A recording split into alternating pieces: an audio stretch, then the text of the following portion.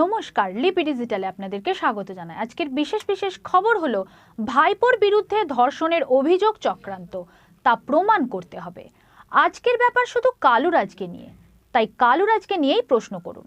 সাংবাদিকদের জ্ঞান দিলেন বিজেপির মহিলা মোর্চার নেত্রী। ভাইপোর বিরুদ্ধে ধর্ষণের অভিযোগ নিয়ে প্রশ্ন করতেই গোসা হয়ে যাচ্ছে নারী নির্যাতনের বিরুদ্ধে আন্দোলনে নামা বিজেপি নেত্রীর। बीजेपी जिंदाबाद, बीजेपी जिंदाबाद, ধর্ষণকারী কালুরাজের বিরুদ্ধে বিজেপি লড়ছে,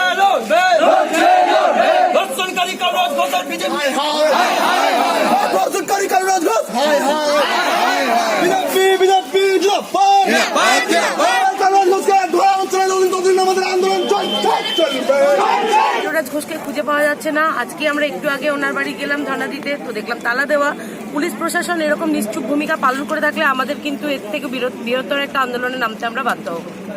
তো আগামী দিনে এই যে পরিকল্পনা যেটা রয়েছে, তো কি করবেন আপনার চিন্তা ভাবনা করছেন? আমরা তো বলেই দিলাম যে যদি 48 ঘন্টার মধ্যে সে গ্রেপ্তার না হয়, কালুরাজ ঘোষ, মাস্টার কালুরাজ ঘোষ যদি গ্রেপ্তার না হয়, তাহলে আমরা এর পরবর্তী পদক্ষেপ আমরা রাস্তা জ্যাম করব, আমরা থানা ঘেরাও করব, বৃহত্তর আন্দোলনে নামবো।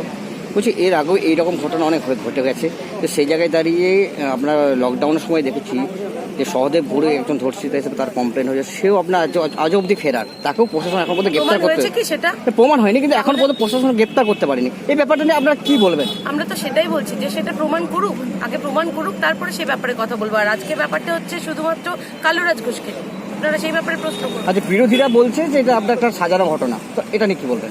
বিরোধীরা তো অনেক কিছুই বলছে। আজকে বিরোধীরা যেগুলো করছে সেগুলো কি?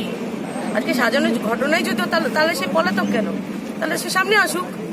আমি যদি দোষ করব তাহলে আমি পালিয়ে বেড়াবো, আমি যদি দোষ না করবো তাহলে আমি সবার সামনে আসবো। Please like, subscribe and press the bell icon.